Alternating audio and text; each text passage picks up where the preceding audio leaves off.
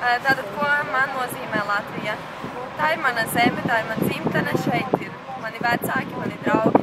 Tas ir pats galvenais, kāpēc es varbūt šo valstu novērtēju, jo, piemēram, aizbraucot uz citu valsti, tu jūties mazliet savādāk. Kad atgriezies atpakaļ, tas ir forši, jo tu zini, ka tās ir mājas, ka tev šeit ir ģimene, visi, kas tevi gaida un kam tu esi svarīgs. Tāpēc tā ir manis izmēģinājums. Jā, es Latvijā būtībā pēc kādreiz mums nāc. Tas ir nepadoties. Latvija, turēties tā kā pretī tām, grūtībā. Kad, nepārdot tur visu šitos te fabriks un kaut ko tādu, mēģināt tā kā pašiem kaut ko, sasniegt un turēties tam visu pretī. Jā, tas ir visu. Daudz laimes Latvija! Mēs novēlētu Latvijai turpināt un vēl vairāk attīstīties, lai būtu vēl labāka, kā nekā kā. Es novēlu visai Latvijai turpināt smaidīt un būt optimistiskiem.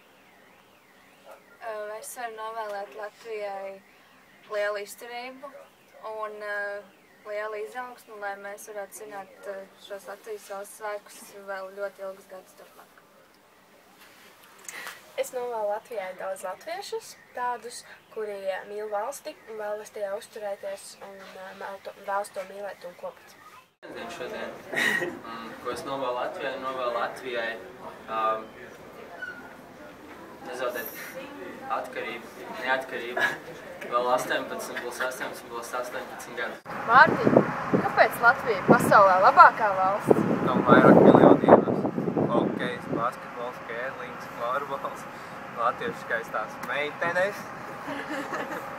Vispār Latvijai novēlu nekad nezaudēt savu neatkarību.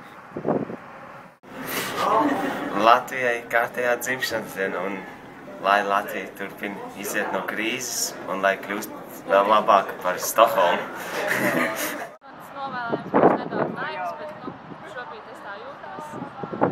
Un es novēlu visiem Latvijā būt laimīgiem, atrast savu vietu Latvijā, justies piederīgiem savai dzimtenei. Beidzot atrast Latviju savā sirdī. Kļūšu par policisti un es sargāšu savu valsti, es sargāšu pilsoņus, cenīšos, lai viņiem viss ir labāk. Un es domāju, ka to visu daru, lai Latvijai būtu labāk. Un es domāju, ka es mīlu savu valsti, un es mīlu Latviju, es mīlu savas mājas, un tas viss ir apvienots kopumā vienā.